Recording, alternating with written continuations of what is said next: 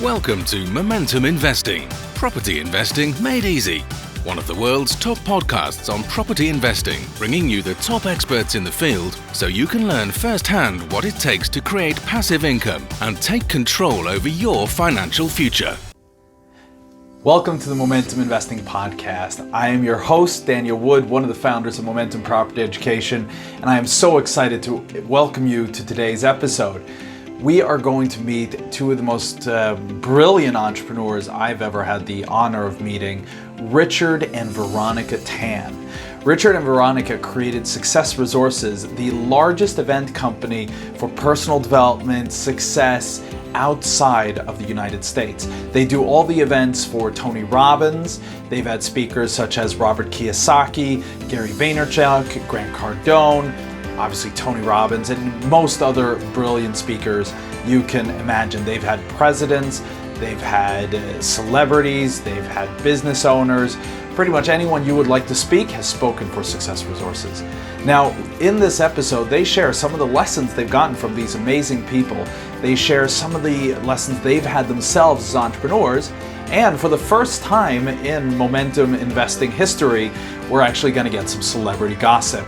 So stay tuned for this episode. It's going to be super, super exciting. So happy to have you here. I also want to welcome you to join our Facebook community. So if you're not already a part of the Momentum Facebook community, it's called International Property Investors. So that's International Property Investors.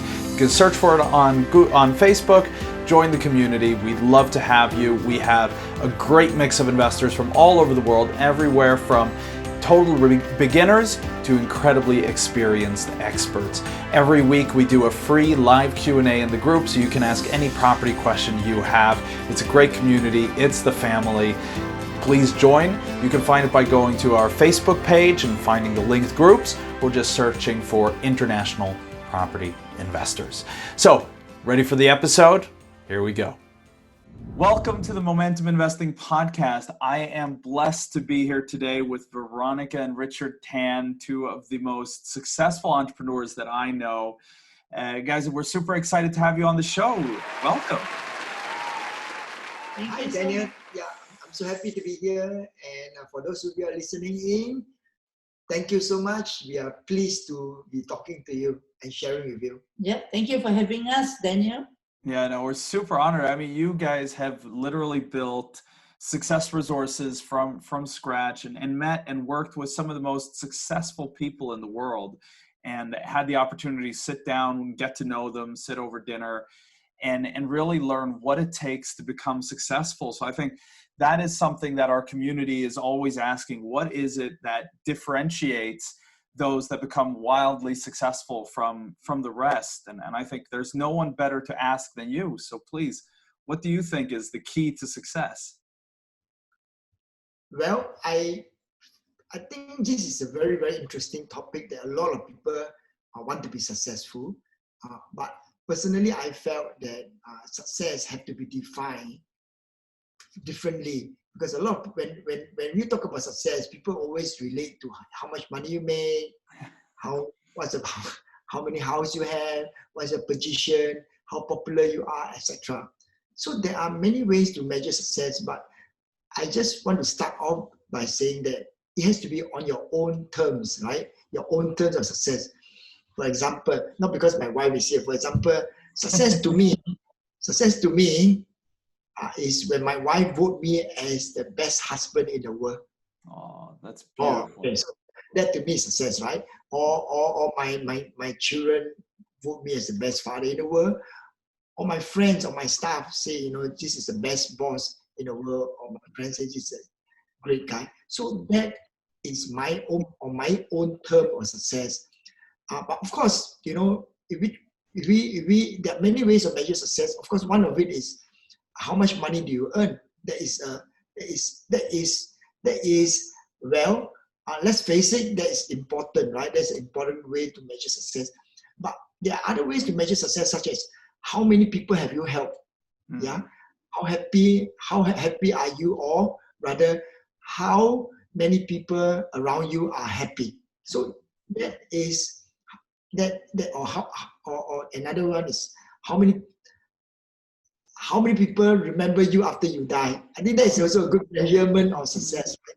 So I would say most important thing is that you have to define success on your own term. Now, lots of people define success as how much what possession you have, but I would like to say is that you can measure success by how far have you come, more than how far you need to go. I think how far have you come is very important. Like many of us has gone through a long journey, right? And then to be where we are right now, even though we have not made $1 trillion, but in the sense that you have gone that far, I think if you have gone far to where you are right now, you should pat yourself on the back and say, hey, I'm a successful man. Yeah, not necessarily to measure success on how far you need to go, but how far you have come. And that is very important at your own terms. Oh, that's beautiful. Yeah, I think that's really, really important. It's not what some arbitrary other person thinks you're successful. It's what you feel that you want. That's beautiful. I love that, Richard. Veronica, what would you say has been, because you guys have been amazingly successful, and I think in any term of it, you guys are obviously a lovely couple, you have lovely kids, you have an amazing business, you are financially well off. What has been the key to your success, do you think, Veronica? For me, sometimes you may have heard it, I consider myself successful when, Richard very often, on the stage says that, the secret to his success was to listen to his wife. So I think I'm already, I got it, I'm successful already, so in the same context, yeah, that success is also not measured by the wealth or the houses.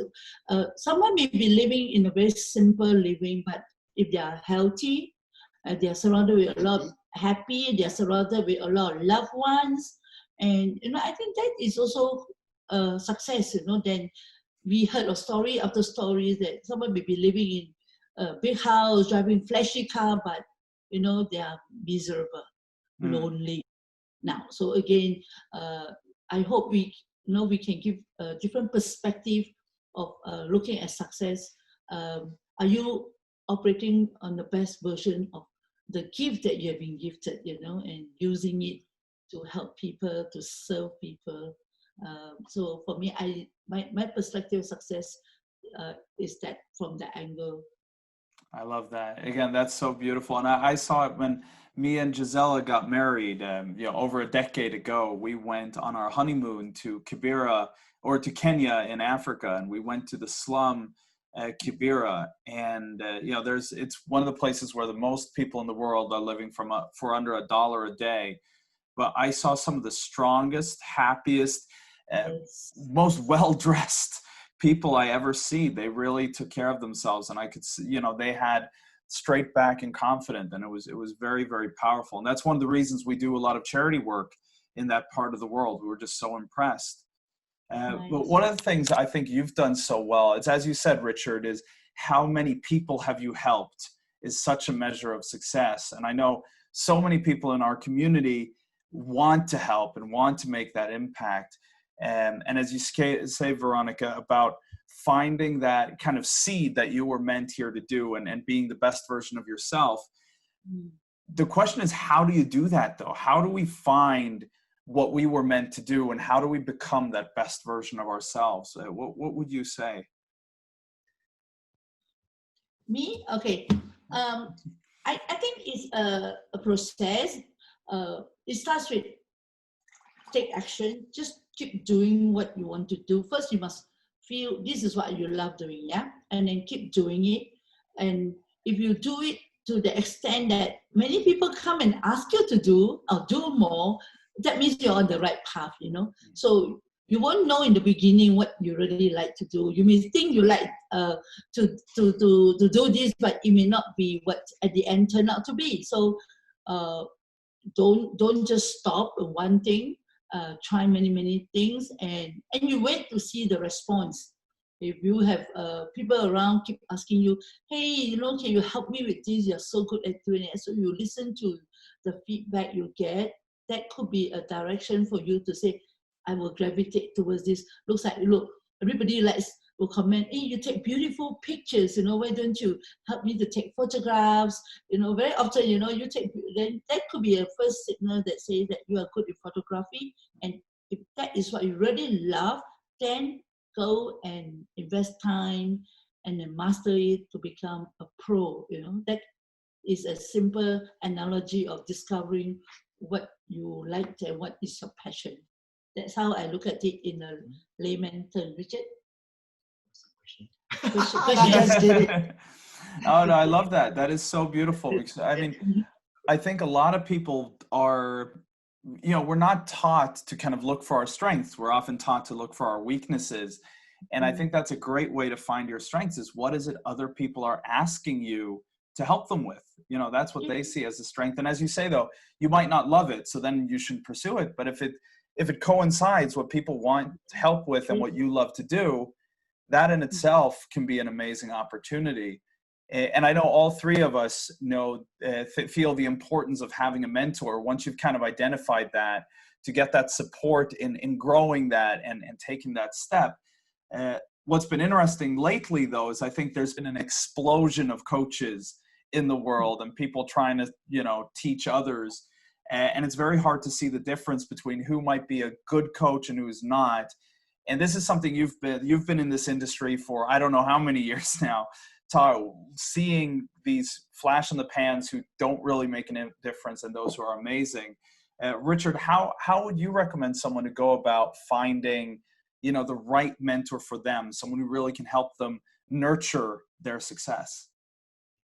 Well, I don't think there's many scientific way of doing it, but one thing for sure is this, that you want to have someone to coach you in the area where that someone has immense experience, right? Very successful in it. If you want to find someone who teach you how to sell, if the person had never sold a single pencil in his life, it's very unlikely that he will be really, really good at teaching you that area. Now, if you want somebody to coach you on relationship, and if the person has like 5 broken marriages, it's very unlikely that he's going to coach you in the right manner. So one way is to just check on the background to make sure that they actually has done it before, and they have the experience in the area you want to be coached.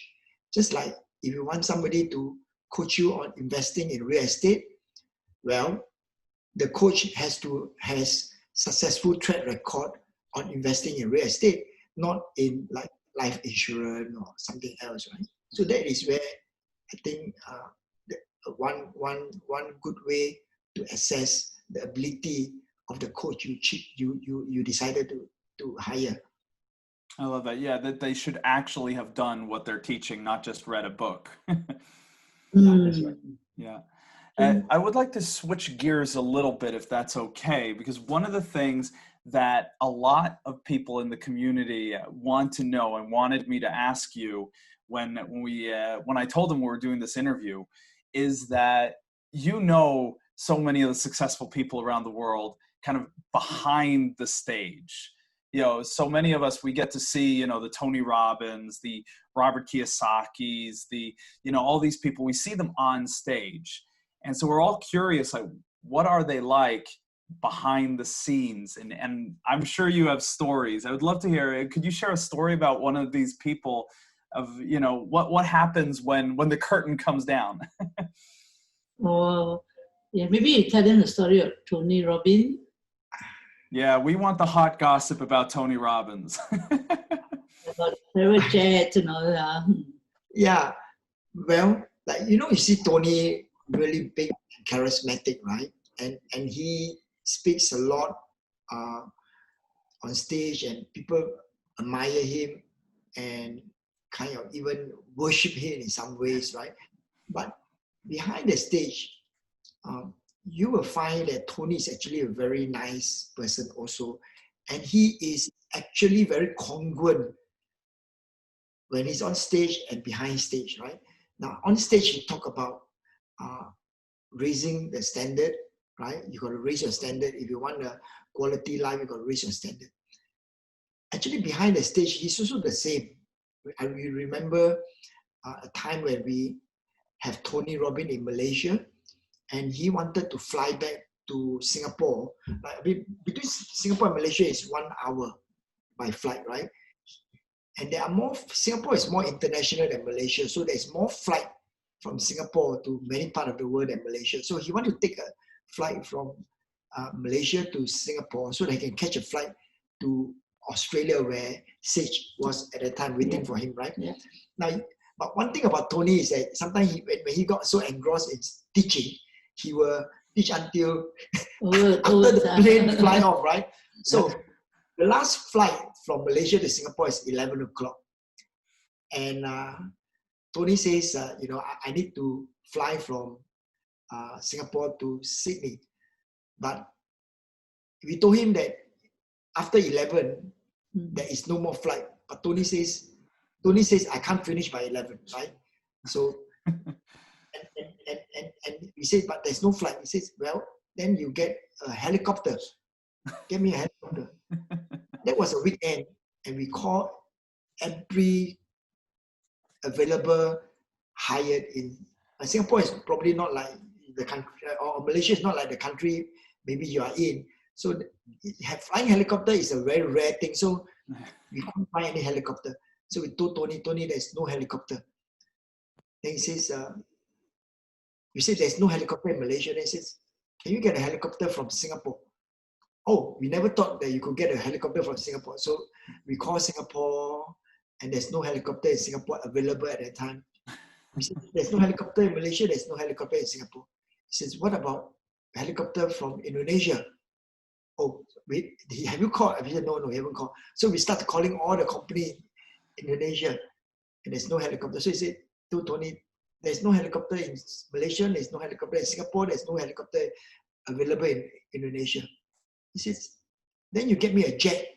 Oh, jet, private jet. So we call all the company in Malaysia, there's no jet. We said there's no jet in Malaysia, but we know that he's going to talk about whether we call Singapore. So we already call Singapore, there's no jet. Call Malaysia, there's no jet. Indonesia, there's no jet. We call Hong Kong, there's no jet. He says, Tony, there is no jet in Malaysia, Singapore, Indonesia, or Hong Kong. No jet, not available. Now, Tony did not compromise. He did not stop early, right? He did not say, okay, because I had to rush, I'm going to cut early. He doesn't compromise. He still carry on. He says, can you find me a jet that is flying in the air, that is like maybe passing by? So we call Malaysia, Singapore, Indonesia. And then when we call Hong Kong, there was actually a jet that is on the way from Hong Kong to Singapore and passing by Malaysia. And we hired that jet for Tony. So Tony, right? So what I'm trying to say is that Tony is very congruent. He teaches about how to be successful and how to not give up, how to overcome your limiting belief.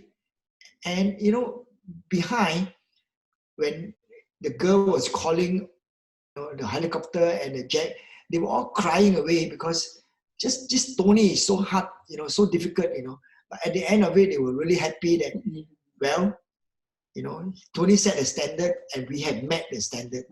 So this is did the impossible. Yeah. To Tony, nothing is impossible, right? So this is what he preached on stage, and this is who he is, and he is very, very congruent. Oh, I love that. Yeah, and I've seen that, obviously when we've met up in the behind the scenes meetings for us who work with you on UPW, I've heard so many stories of this. And actually, I don't know if you know my story of how, because you guys actually changed mine and Gisella's lives a few years back, but we were on the brink of bankruptcy when you had one of your UPW preview evenings in Sweden. And we'd been ripped off by builders in the UK, by sourcing agents in the UK. We were hundreds of thousands in debt. and the speaker came and talked about, going and seeing Tony Robbins. I got so, I got so excited and realized that this could help, that even though we were hundreds of thousands in debt, I decided to buy a ticket and go to London. Gisela wasn't completely happy, but I got there, and we were doing all these work with our limiting beliefs. And I realized I had so many limiting beliefs around money. And what Tony does is amazing, the way he helps you overcome those limiting beliefs. And I know you've seen him do it for thousands of people. But I came out of that, and we raised our standards and got help from your organization, from Tony Robbins, from Kim and Robert Kiyosaki, and all these people who came in, and we were able to turn our business around. And I think if it hadn't been for you guys doing that event in Stockholm all those years ago, I would never be where I am today, and we would never be here on this call.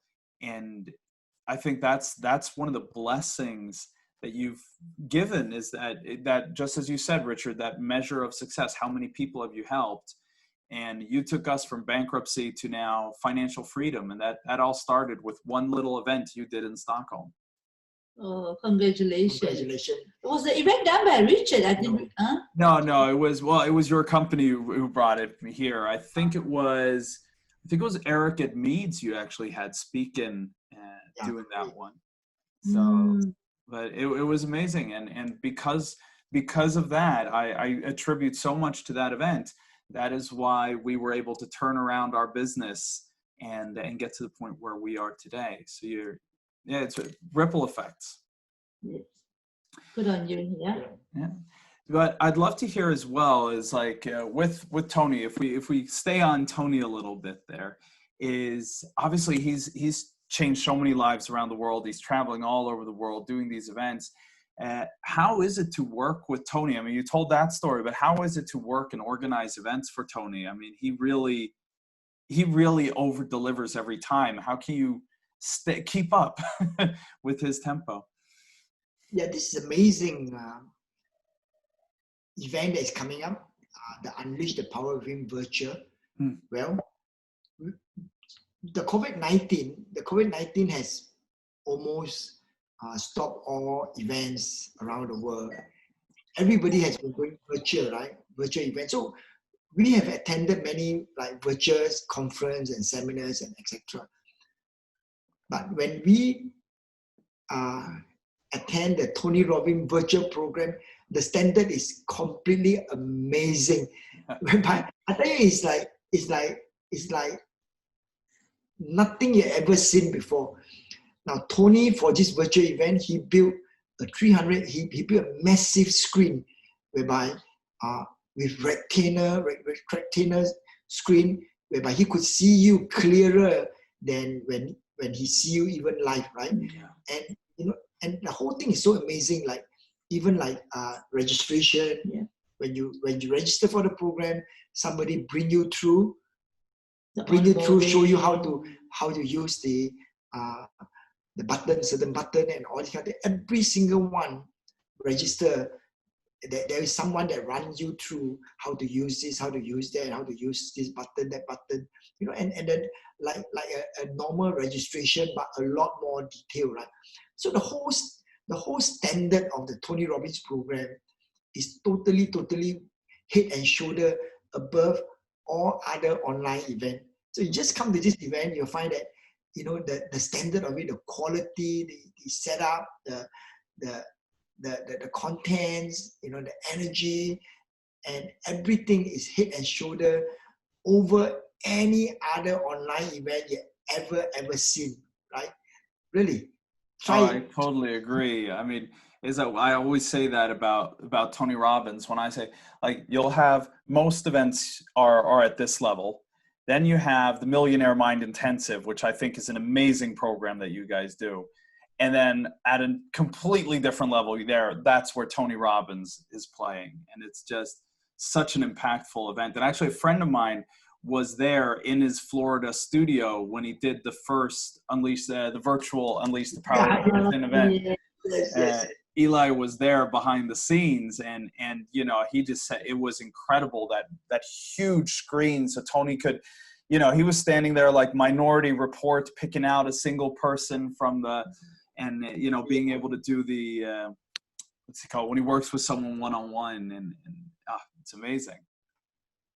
Yes. So if someone wants to learn more from you guys, like I said, you guys changed the lives all over the world, and I know a lot of people want to get access to the speakers you're working with, to learn directly from you and to connect with you. How can we reach you? Well, This is a Veronica's question. I'm fine if you can leave the team my email at veronica@global.com. They can email me, get connected with me, then I can take them through the process of know how they can join us, how they can also even want to register for any of this UPW virtual program. So give them my email, Daniel. That's amazing. Thank you. So for everyone, this is an opportunity. You can actually get access directly to Veronica, which I really appreciate. So that's veronica@srglobal.com. And then she'll help you get on with Tony Robbins with UPW Virtual. And I'll add the link to the UPW Virtual here in the show notes as well. Because if you have the opportunity to go, you should definitely take it. It's going to be amazing. Yeah, definitely. Right. So thank you so much for joining us. I really, really appreciate you guys taking time out of your busy, busy schedules and sharing some of these powerful lessons with us. Thank you so much. Thank you, everyone, for listening. And stay tuned. I got some more exciting news for you in a bit. Veronica, Richard, you guys are amazing. Thank you so much for spending this time with us. Thank you. Thank you for having us, and God bless. Thank you. You too.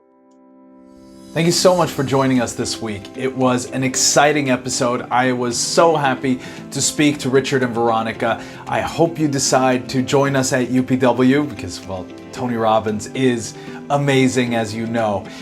I hope you've joined also the Facebook community, International Property Investors. We're so happy to have you as a part of that community. If you already are a part of the community, please leave a post and let us know what you thought of the episode and what lessons you took with you. Share with everyone else.